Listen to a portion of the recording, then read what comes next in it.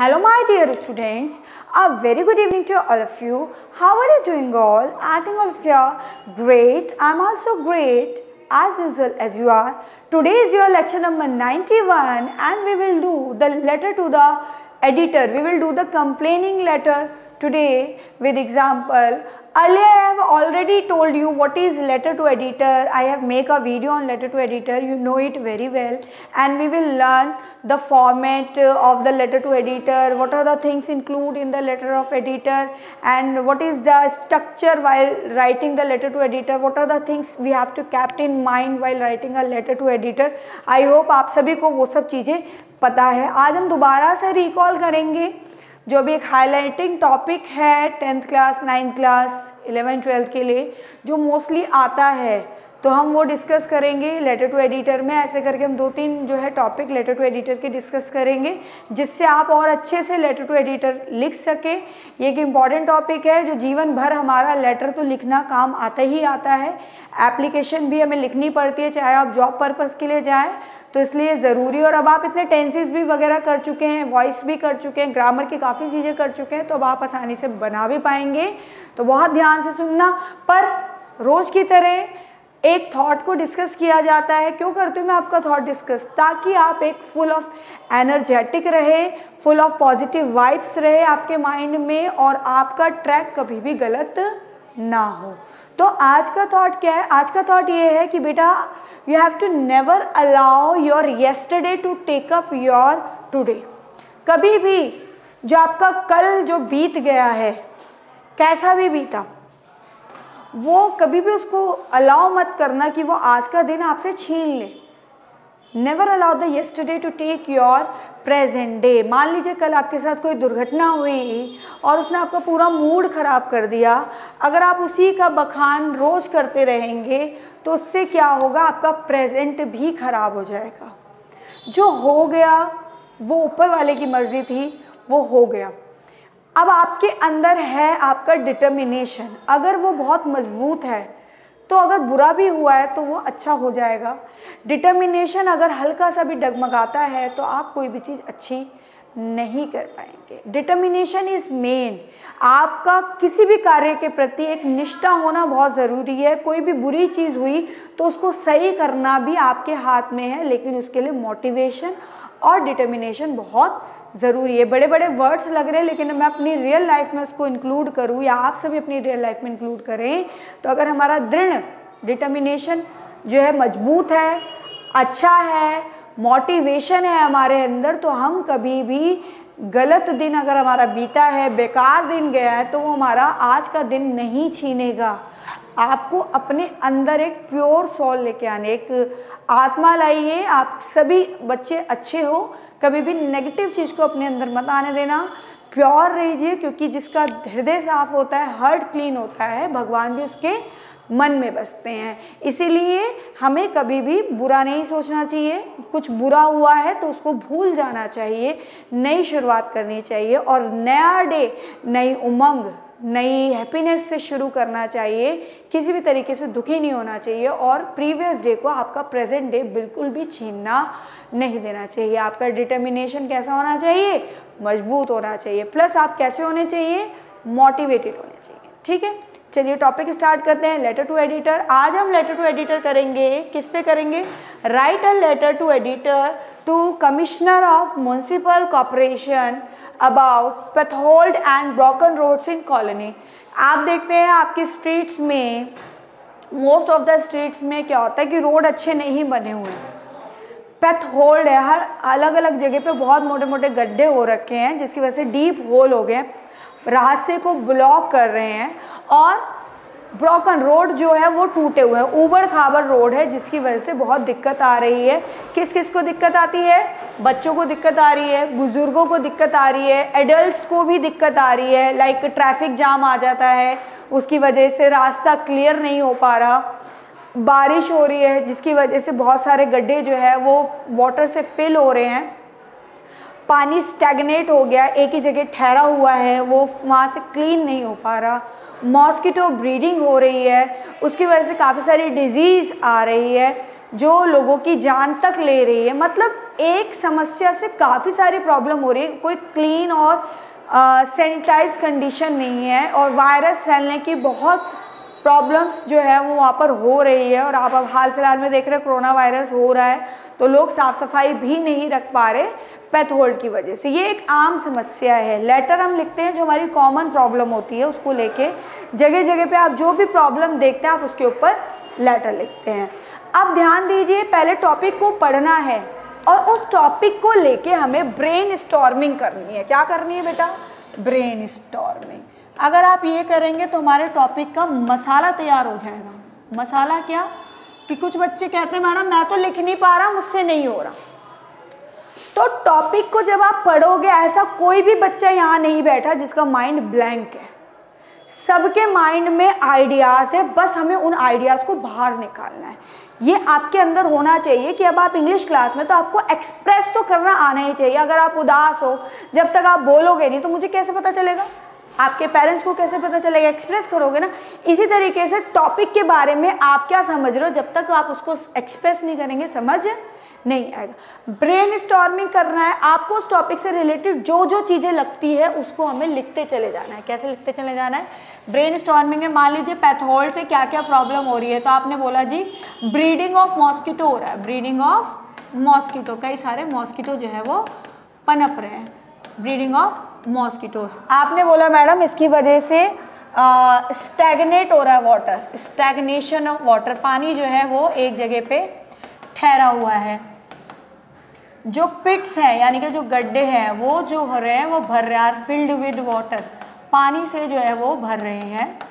और आपने बोला कि रोड रिपेयर नहीं है तो उसकी वजह से कई एक्सीडेंट्स हो रहे हैं, एक्सीडेंट्स अकर हो रहे हैं, many accidents get occurred. Then आपने कहा कि जो है डिजीज़ जो हो रही है उसकी वजह से काफ़ी सारी बीमारियां जो हो रही है वो आ रही है। देन ट्रैफिक जैम हो रहा है, ट्रैफिक जैम जो है वो जगह जगह देखने को मिल रहा है। टाइम वेस्ट हो रहा है काफ़ी लोगों का और मौका मिल रहा है वायरस को ब्रीड करने का। वायरस जो है वो इंक्रीज हो रहा है और ये मेनली जो है health, no health and sanitary condition, कोई भी साफ़ सफाई नहीं है, सैनिटरी कंडीशन। और आप बता सकते हैं कि गवर्नमेंट अभी भी इस मैटर को बिल्कुल भी देख नहीं रही है। तो इस तरीके से जब आपको टॉपिक मिलेगा आप साइड में पॉइंट कलेक्ट करेंगे तो आपके माइंड में एक पिक्चर ड्रॉ हो जाएगी। ऐसा कोई भी बच्चा नहीं है जो नहीं लिख पाएगा, पर शर्त है उस टॉपिक को आपको एनालाइज करना है। एक नई बात सीखते हैं आज, क्या होता है ये एनालाइज। पहले आपको टॉपिक को ब्रेक करना, तोड़ो, हर क्वेश्चन को पढ़ो, उसको तोड़ो, ब्रेक करो, उसमें क्या क्या वो पूछना चाह रहा है। अपने दिमाग से कई सारे आइडियाज पॉइंट में लिखते चले जाओ, जो भी आ रहे हैं, मम्मी से पूछो, पापा से पूछो, नेट से देखो, कहीं से भी। मेन है वैरायटी, एक बल्क ऑफ आइडियाज आपको लिखने। जब वो ब्रेक हो जाएंगे फिर उन आइडियाज को एनालाइज करो कि वो क्या कहना चाह रहे हैं, इसको मैं किस तरीके से लिखूं, इस पॉइंट में मैं और क्या बताऊं। जब वो एनालाइज हो जाएगा टॉपिक तो उसको सिंथेसिस कर दो। तोड़ने के बाद हर एक चीज़ को समझो, समझने के बाद हर एक चीज़ को जोड़ो। जब आप जोड़ोगे तो एक सिंथेसिस करने के बाद एक पिक्चर डेवलप हो जाएगी।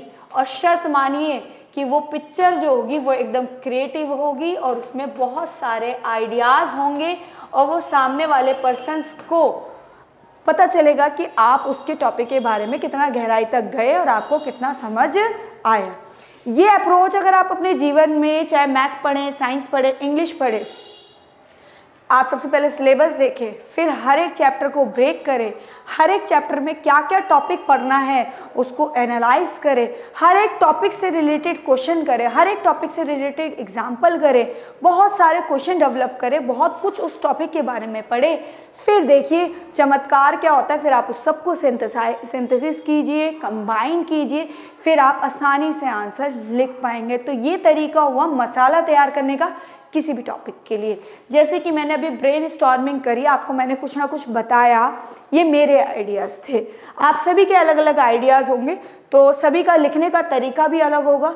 इसी में होता है कि किसी को ज़्यादा मार्क्स मिल जाते हैं और किसी को कम मार्क्स मिलते हैं, डिपेंड करते हैं आपके आइडियाज़। मैं सिर्फ लेटर टू एडिटर में आइडियाज़ की बात नहीं कर रही, चाहे मैं आपको आर्टिकल दूँ, चाहे मैं आपको स्टोरी दूं, चाहे मैं आपको कोई भी टॉपिक दूं जिस पे आपको लिखना है या बोलना है, तो ज़रूरी है उसके लिए ब्रेन स्टॉर्मिंग करना, एक दिमाग को कई डायरेक्शन में सोचना, डाइवर्जेंट थिंकिंग, इधर भी इधर भी इधर भी, ये भी हो सकता है, इससे ये भी हो सकता है, इससे वो भी हो सकता है, बहुत चीज़ें हो सकती है एक ही टॉपिक से। जब आइडियाज़ कलेक्ट हो जाएंगे बेटा, लिखने में कोई दिक्कत नहीं आएगी। टॉपिक तो मैं अभी लिखवाऊंगी, उससे पहले मैं डिस्कस कर लेती हूँ इंपॉर्टेंट चीज़ जो आप पहले भी पढ़ चुके हैं, marking scheme.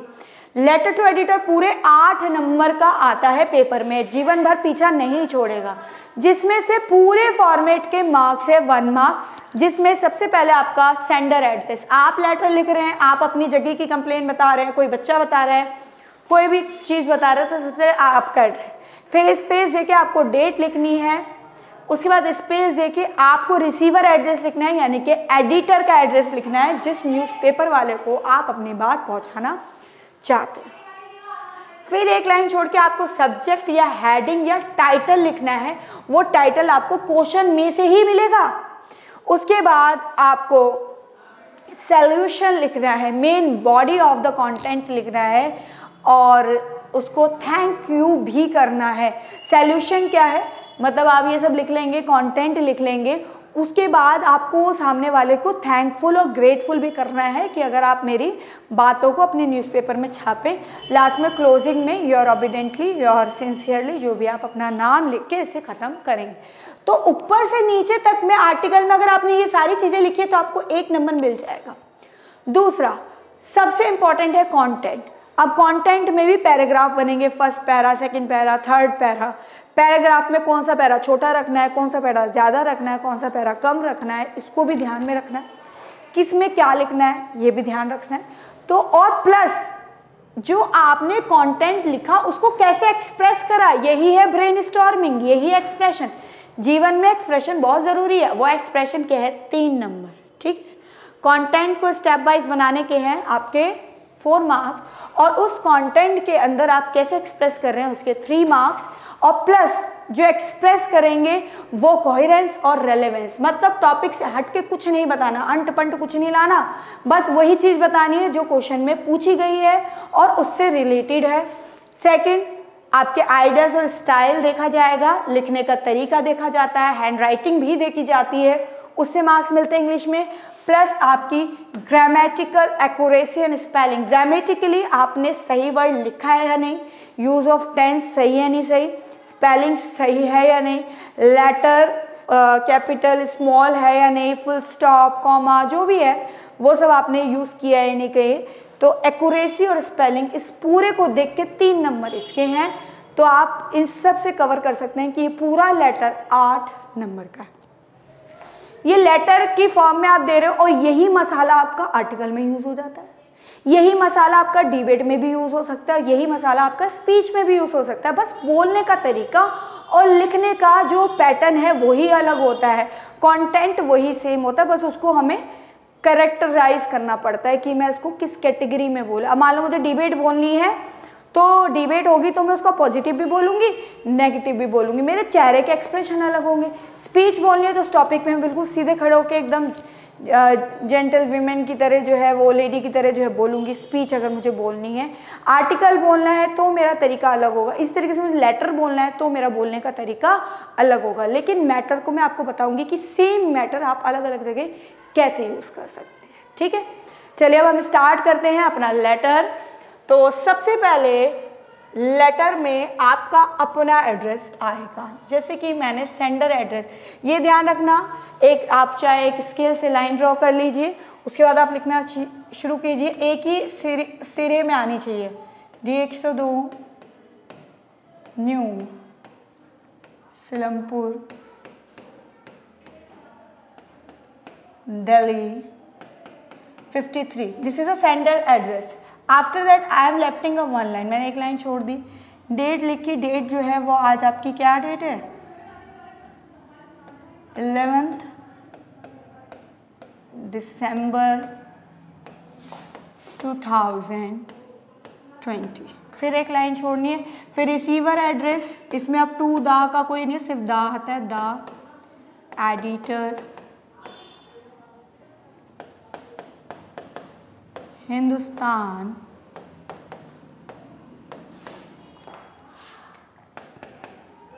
Times of India, मान लीजिए शाहदरा में आप भेज रहे हैं। कई बार ऐसा होगा कि आपको एड्रेस दिया भी होगा तो आप उधर का ही एड्रेस लिखेंगे, शाहदरा दिल्ली 10034, आप इसको नीचे भी लिख सकते हैं। तो this is the address, sender address, date, receiver address. फिर एक लाइन जोड़ के हमारा क्या आएगा, सब्जेक्ट। सब्जेक्ट क्या है बेटा, problem occurring due to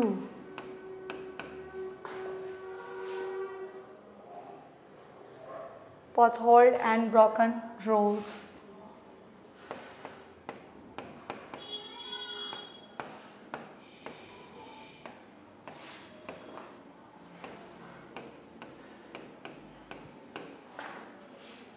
Broken road in my colony। ठीक है, अब ये जो प्रॉब्लम निकली ये उस टॉपिक में से निकली, problem occurring due to potholed and broken road in my colony, this is a subject, या प्रॉब्लम ऑफ ब्रोकन रोड, छोटा भी लिख सकते हैं। फिर एक लाइन छोड़ के आपका आ जाएगा, आपको तो ब्लैक एंड ब्लू ही रखना है। अब मेरे पास तो ये डिजिटल बोर्ड है, I can use the different colours, respected sir या फिर मैम या मैडम, कॉमा। ठीक है, अब फर्स्ट पैरा और लास्ट पैरा जो है वो एज इट इज़ आपको याद करना है। मैंने आपको आप प्रीवियस वीडियो भी देख लेना, काफ़ी तरीके बताए थे कि आप ये वाली लाइन भी यूज़ कर सकते हैं, फर्स्ट पैराग्राफ को लिखने के लिए डिफरेंट लाइन भी यूज़ कर सकते हैं। मैं मोस्टली जो यूज़ करती हूँ मैं वो यहाँ लिख रही हूँ, मैं प्रीवियस लेक्चर भी ऑन कर दूँगी, उसको भी आप चेक कर लेना। चलिए स्टार्ट करते हैं। Through the column of your newspaper. एक बेटा दो होता है, एक होता है थ्रो, इसमें भी फ़र्क समझ लीजिए, सभी को पता होगा। थ्रो मतलब होता है कि इस न्यूज़पेपर के माध्यम से, थ्रो दिस, एक दो, ऐसा भी नहीं हुआ ऑल दो, जैसे आपने कंजक्शन में मैंने आपको पढ़ाया था। तो इंग्लिश में एक आधा भी अगर वर्ड चेंज होता है तो उसका मीनिंग अलग हो जाता है। Through the column of your, esteem भी बोल सकते हैं, प्रेस्टाइज भी बोल सकते हैं, यानी कि प्रसिद्ध newspaper. Through the column of your esteemed news paper, I would like to, मैं करना चाहती हूँ, आई वुड लाइक टू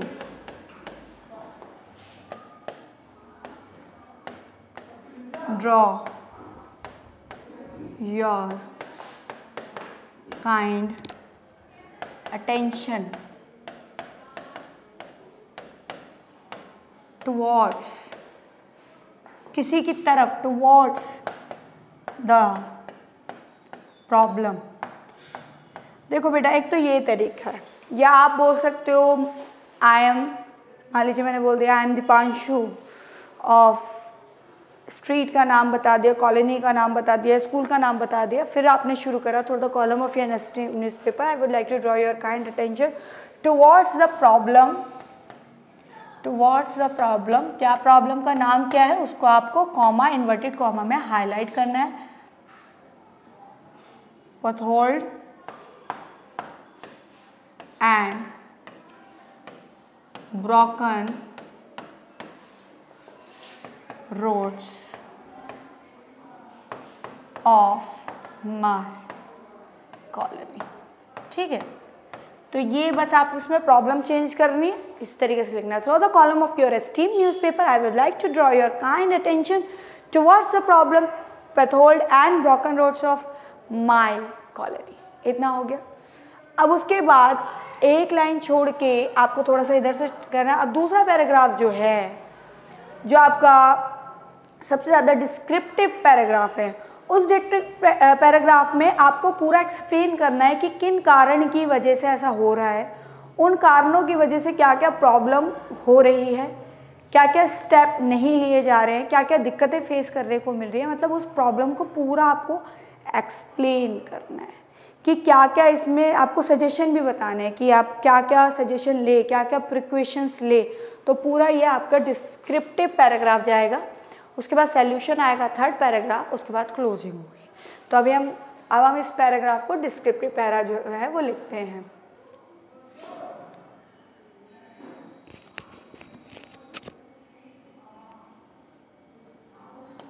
अब आपने स्टार्ट कर दिया। पेथोल्ड and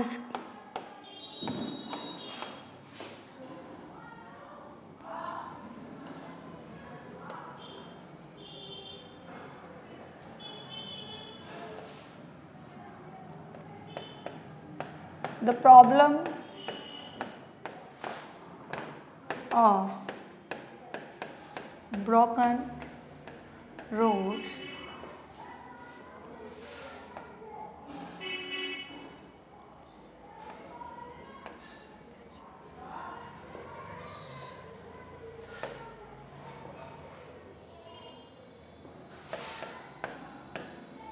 is becoming so severe, या आप बोल सकते हो so harsh, so hassle in our colony. We are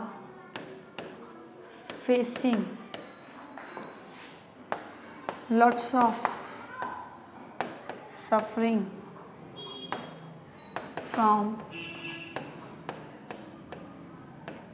this problem. No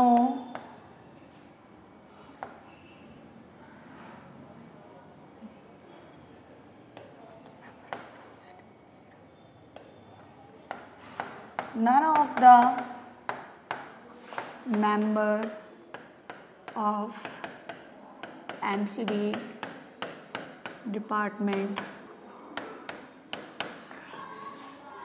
is coming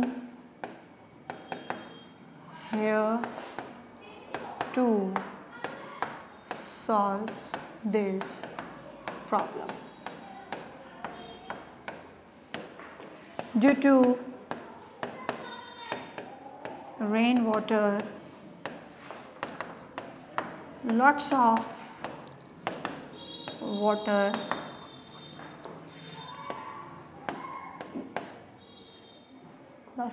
is getting collected in our street, which remains stagnant and it leads to the problem of mosquitoes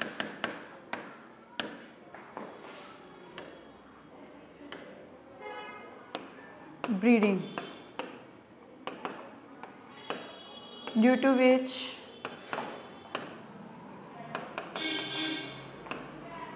most of the disease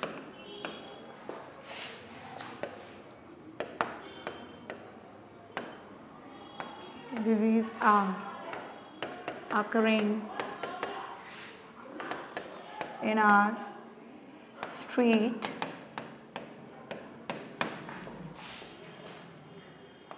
Lots of infection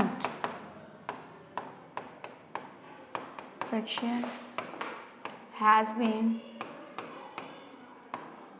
seen here. Many of the peoples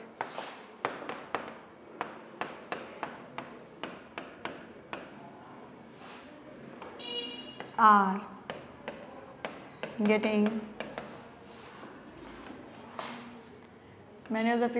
getting died due to this. This problem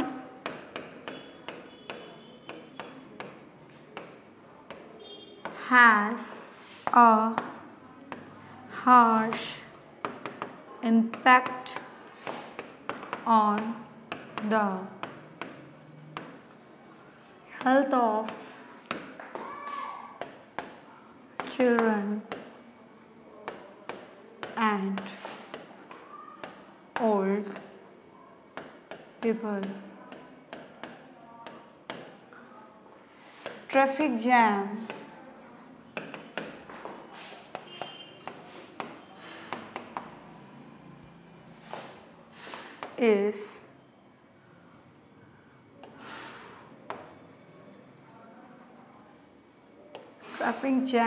is always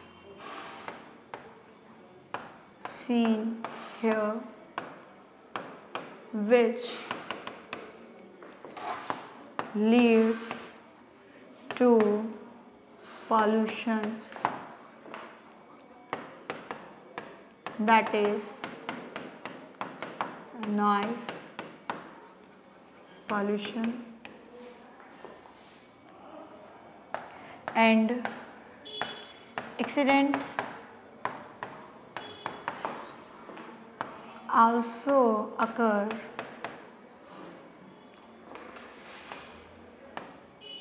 due to broken road. Many vehicles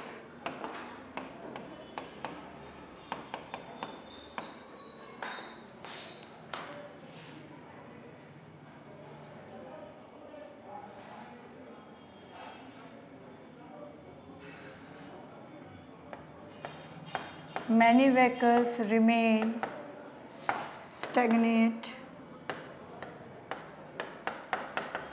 in the colony.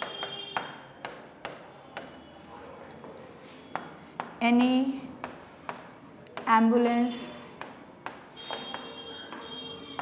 is not able to come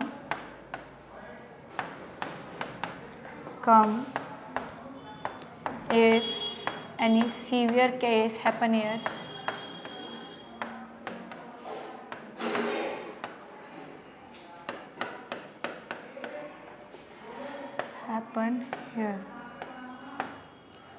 All the peoples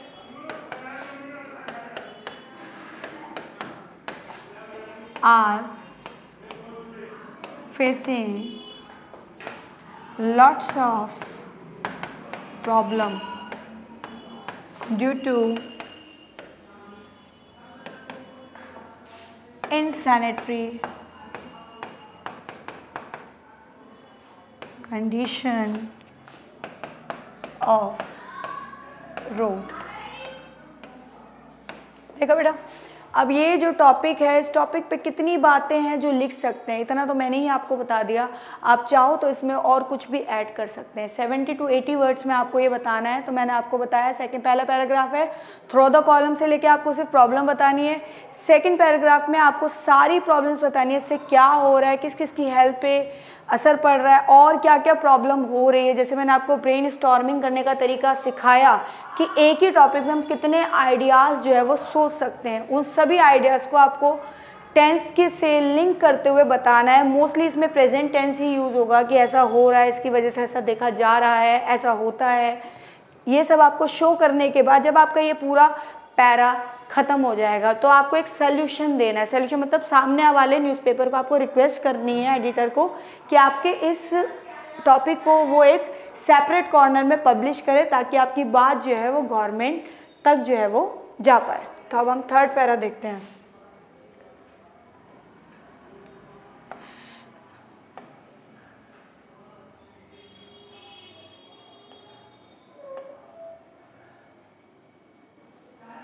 तो आप इधर आप जो है closing में आप बता दीजिए कि गवर्नमेंट को क्या करना चाहिए। तो उसमें आप अपना प्रॉब्लम भी बता रहे हैं, उसका रीज़न भी बता रहे हैं, उससे क्या हो रहा है, और सजेशन भी दे रहे हैं। सजेशन में क्या बोल रहे हैं हम? सो द गवर्नमेंट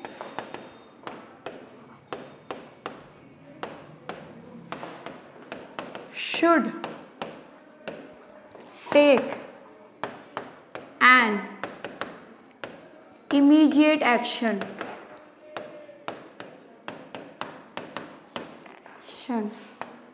Then,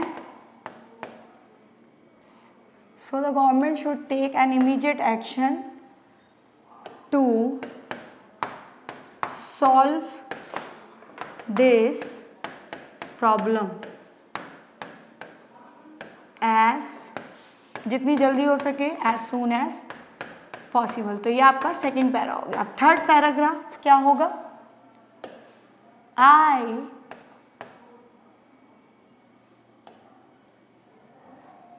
अब आप उसको सॉल्यूशन दे रहे हैं। I requested you to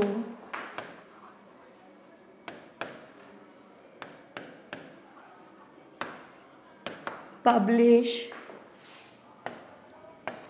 my views in the separate corner of your newspaper। ठीक है, अब आप बहुत उसके आभारी रहेंगे तो आभारी को क्या बोलते हैं? थैंकफुल या ऑबिलाइज। आई फील वेरी ग्रेटफुल, या आप इसकी जगह थैंकफुल, या फिर आप इसकी जगह ऑबिलाइज्ड, मैं आपका बहुत आभारी रहूँगा। I feel very grateful, thankful और ऑबिलाइज्ड फॉर दिस ग्रेशियस हेल्प।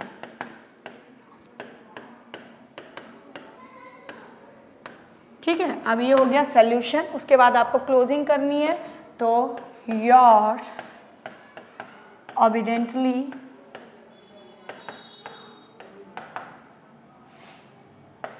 जो भी आपका नाम है, प्रथम। क्लियर हुआ बेटा लेटर को लिखने का तरीका। अब यही मैटर आप आर्टिकल में यूज़ कीजिए, यही डिबेट में, यही स्पीच में। तो आज हमने टॉपिक करा लेटर टू एडिटर, किस पे करा? The problem occurring due to the potholed and the broken road in my colony. तो इट इज़ ऑफ 8 मार्क्स। आपको इस तरीके से मार्किंग स्कीम, वर्ड लिमिट को ध्यान में रख के किसी भी टॉपिक पर लिखना है। अब मैं आपको नेक्स्ट जो है टॉपिक दूंगी मैसेज के थ्रू, जिस पे आपको क्या बनाना है, लेटर टू एडिटर। चलिए, this is all about today session. Thank you so much.